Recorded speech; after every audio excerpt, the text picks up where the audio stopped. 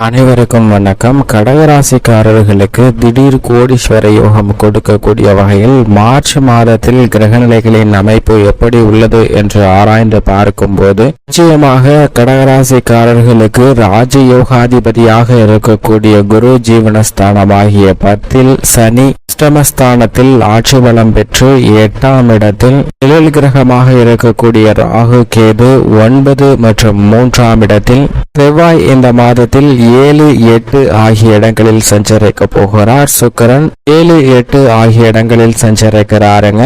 வித்யாக்காரகராக இருக்கக்கூடிய புதன் 8, 9 ஆகிய இடங்களில் மிக வலுவாக சஞ்சரிக்க போகிறார். சூரியன் 8, 9 ஆகிய இடங்களில் சஞ்சரிக்க போகிறாருங்க. ராசியின் அதிபதியான சந்திரன் மிக வலுவாக 1லிருந்து 12ஆம் இடம் வரை மாறி மாறி சஞ்சரிக்கிறார். இப்படி கிரகநிலைகளின் அமைப்பு இருக்க அடுத்த 31 நாட்களுக்குள் கடகராசிக்காரர்களுக்கு நிச்சயம் இவை நடந்தே தீரும் என்று இருக்கக்கூடிய வகையில் கோடீஸ்வர யோகத்தை ஏற்படுத்தி கொடுக்கக்கூடிய கிரக அமைப்பாக பார்க்கப்படுவது நிச்சயமாக 6 கிரகநிலைகள் 9ஆம் இடமான பாக்கியஸ்தானத்தை கடந்து செல்லக்கூடிய ஒரு தருணமாக அமைய போகிறது. எனவேதான் இந்த தருணம் திட்டமிட்டதை விட மிக வலுவான நல்ல முன்னேற்ற வாய்ப்புகள் நிறைந்து கிடைக்கக்கூடிய ஒரு தருணமாக பார்க்கப்படுகிறது. அதிலும் குறிப்பாக பெரும்பாலும் இந்த மாதம் முழுவதும் 3 கிரகநிலைகள் வலுவாக 9ஆம் இடமான பாக்கியஸ்தானத்தில் அமர்ந்திருப்பது நிச்சயமாக கடகராசிக்காரர்களுக்கு பல்வேறு வகையில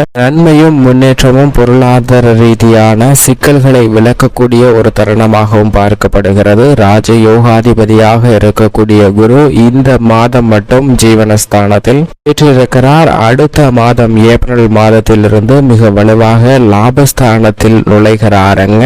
இது கடகராசிக்காரர்களுக்கு மிக சிறந்த வளர்ச்சியை ஏற்படுத்தி கொடுக்கக்கூடிய ஒரு சிறந்த அமைப்பாக பார்க்கப்படுகிறது. எனவே இந்த தருணத்திலிருந்து நிச்சயமாக கடகராசிக்காரர்கள் எதிர்பார்க்கக்கூடிய நல்ல பல சந்தர்ப்பங்களும் வாய்ப்பும் நிறைந்து கிடைக்கும். பெரும்பாலும் பல கிரகநிலைகள் அஷ்டமஸ்தானத்தை கடந்து செல்வதும் மிக சிறப்பான நல்ல முன்னேற்றத்தை ஏற்படுத்தி கொடுக்கக்கூடிய ஒரு சிறந்த தருணமாக நிச்சயமாக மார்ச் மாதம் அமைவதற்கான வாய்ப்பை கிரகநிலைகள் உறுதிப்படுத்துகின்றன. அது மட்டுமல்லாது இந்த மார்ச் மாதத்தில் நிச்சயமாக கடகராசிக்காரர்கள் முடியாது என்று எதுவும் இல்லை. உங்களுடைய திறமை வெளிப்படுத்தக்கூடிய ஒரு சிறந்த நேரம் வரக்கூடிய ஒரு வாய்ப்பையும் ஏற்படுத்தி கொடுக்கிறது. உதாரணமாக ஒரு மிகப்பெரிய சாம்ராஜ்யத்தின் அரசனாக இருக்கக்கூடிய ஒரு நபர் ஒரு போட்டி ஒன்றை அறிவிக்கிறார். அதாவது என்ன போட்டி என்றால், தனது அரண்மனை வாயிலில் உள்ள இரும்பு கதவை யார் தள்ளி திறக்கிறார்களோ, வெறும் கைகளால் தள்ளி திறக்கிறார்களோ அவர்களுக்கு தனது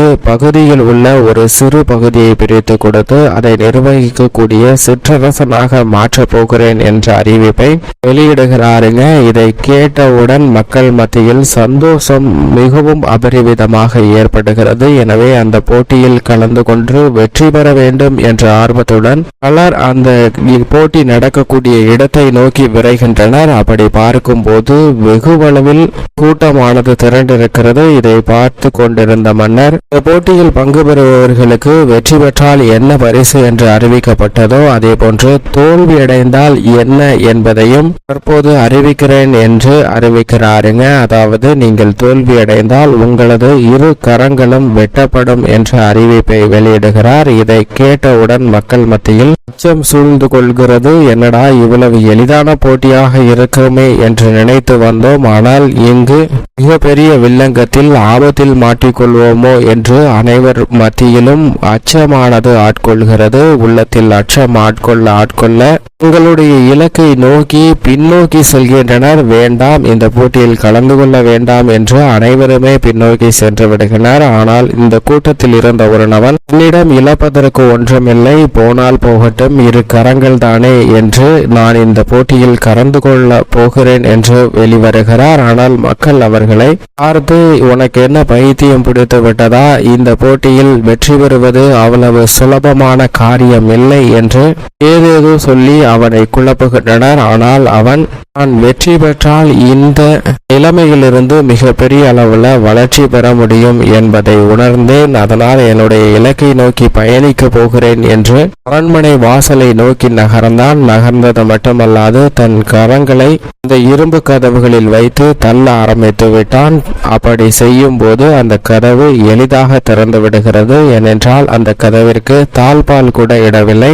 இதுபோன்றுதான் சில நேரங்களில் நமக்கு வெற்றி வாய்ப்பு நாம் செய்யக்கூடிய சிறு முயற்சியிலேயே அவற்றை எளிதாக அடைய முடியும். ஆனால் நமது மனதில் ஏற்படக்கூடிய குழப்பம், தெளிவற்ற சிந்தனை, அதிலும் குறிப்பாக ஓவர் திங்கிங் என்று சொல்லக்கூடிய அதீத சிந்தனை மிகப்பெரிய அளவில் தடையாக மாறிவிடுகிறதுங்க. நாம் எதை செய்தாலும் அதை செய்வதற்கு முன் இது நடந்துடுமோ அது நடந்துடுமோ அப்படின்னு அந்த செயலை செய்யாமலே போவதற்கான சாத்தியக்கூறுகள் தான் ஏற்படுகிறதே தவிர அவற்றை முயன்று அதற்கு பிறகு அதில் வரக்கூடிய சவால்களை சமாளிக்கலாம் என்ற எண்ணம் இல்லாமல் அவற்றை விட்டுவிட்டு நாம் ஏதோ ஒரு காரணங்களை சொல்லிக்கொண்டு நம்மளுடைய இலக்கை நோக்கி பயணிக்காமல் இருப்பதுதான் மிகப்பெரிய தடையாக பார்க்கப்படுகிறது. அதிலும் கடகராசிக்காரர்களுக்கு இந்த ஓவர் திங்கிங் என்று சொல்லக்கூடிய அதீத ஆழ்ந்த சிந்தனையை தவிர்த்து விடுங்க. ஒரு இலக்கை நிர்ணயித்து அதில் பயணம் செய்யுங்கள். அதில் வரக்கூடிய சிக்கல்களை அந்த நேரத்தில் நிச்சயமாக சமாளிப்பதற்கான வழிகள் கிடைக்கும் என்பதில் சந்தேகமே இல்லை. அது மட்டுமல்லாது இரண்டு மிக முக்கியமான விஷயங்களை தங்களுடைய மனதில் நிறுத்தி கொண்டு செயல்பட்டால் நிச்சயம் மிகப்பெரிய அளவில் மாற்றம் ஏற்படும். அதாவது அடுத்தவங்க என்ன நினைப்பாங்க அப்படிங்கிறதை மறந்துடுங்க. இதே போன்று அடுத்தவங்க நம்ம நினைக்கிறது மாதிரி தான் இருக்கணும் அப்படிங்கிற எண்ணத்தையும் மாற்றிக்கொள்ளுங்கள். இவை இரண்டையும் மாற்றம் செய்தாலே போதும். கடகராசிக்காரர்களுக்கு மிகப்பெரிய வளர்ச்சி இந்த மார்ச் மாதத்தில் நிச்சயம் உண்டு.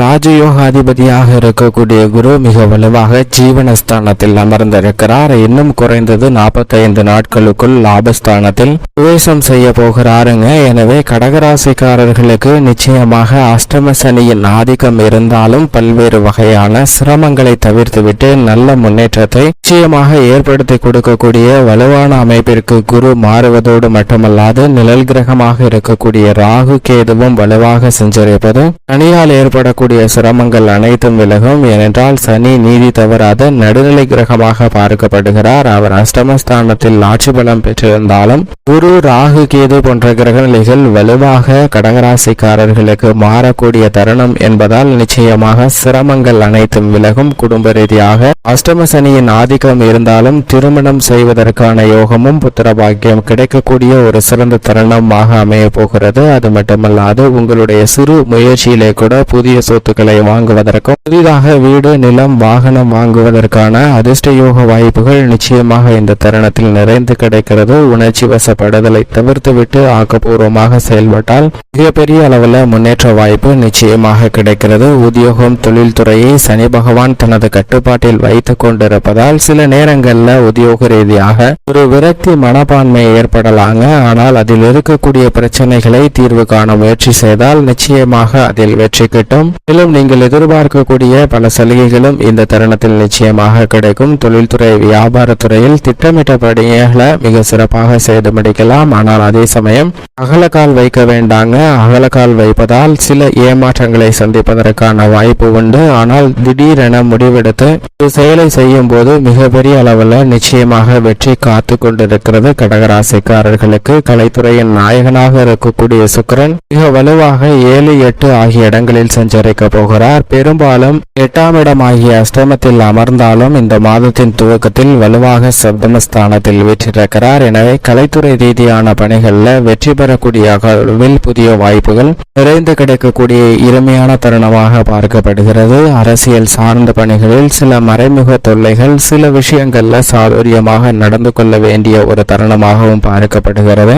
எதிர்கொள்ளக்கூடிய எதிர்ப்புகளை புதிய யூகங்கள் மூலமாகவும் முயற்சிகள் மூலமாகவும் நிச்சயமாக சாதகமாக மாற்றிக்கொள்வதற்கான வாய்ப்பு கிடைக்கிறது. விவசாயத்துறையின் அதிபதியான செவ்வாய் இந்த மாதத்தின் முற்பகுதி முழுவதுமே உச்சம் பெற்று சப்தமஸ்தானத்தில் வெற்றிருக்கிறார். அதற்கு பிறகு அஷ்டமத்தில் நுழைகிறாருங்க. பெரும்பாலும் இந்த மாதத்தின் முற்பகுதி கடகராசிக்காரர்களுக்கு மிக சிறப்பானதாக அமைகிறது. பிற்பகுதியில் சற்று கவனத்துடன் இருங்க. அதே சமயம் புதிய நிலம் வாங்குதல் மற்றும் விவசாயம் சார்ந்த பணிகள் மிக சிறப்பாக நடைபெறும். கால்நடை வளர்ப்பிலும் நல்ல முன்னேற்றம் உண்டு. மாணவ மாணவரை பொறுத்தவரைக்கும் வித்யா காரகராக இருக்கக்கூடிய புதன் நீச்சம் பெற்றாலும் இந்த தருணத்தில் பாக்கியஸ்தானத்தில் இருப்பதால் கல்வி ரீதியான பணிகளில் எந்த விதமான தடையும் இல்லை. பெண்மணிகளை பொறுத்தவரைக்கும் குரு சுக்கிரன் ஆகிய 2 கிரக நிலைகளும் மிக வலுவான அமைப்பிற்கு மாற இருப்பதால் பெண்மணிகளுடைய எதிர்பார்ப்பு நிச்சயமாக பூர்த்தியாகும். பல்வேறு விஷயங்கள்ல திடீர் கோடீஸ்வர யோகம் நிறைந்து கிடைக்கிறதுங்க. அதிலும் தொழில்துறை வியாபாரத்துறையில் மிகவும் அபரிவிதமாக நிச்சயமாக கடகராசிக்காரர்களுக்கு கிடைக்கிறது என்பதை அஷ்டமஸ்தானத்தை விட்டு விலகக்கூடிய சூரியனும் உறுதிப்படுத்துகிறாருங்க. மேலும் சாதகமாக மாற்றிக்கொள்ள நிச்சயமாக கடகராசிக்காரர்கள் வாரத்தில் வியாழக்கிழமை விரதமிருந்து வினை தீர்ப்பான் விநாயகர் ஆலயம் சென்று தீபமேற்றி வழிபாடு செய்யுங்கள். அப்படி செய்வதால் நிறைந்த நன்மையும் முன்னேற்றமும் நிச்சயமாக உங்களுடைய வாழ்வில் இனிதாக கிடைக்கும்.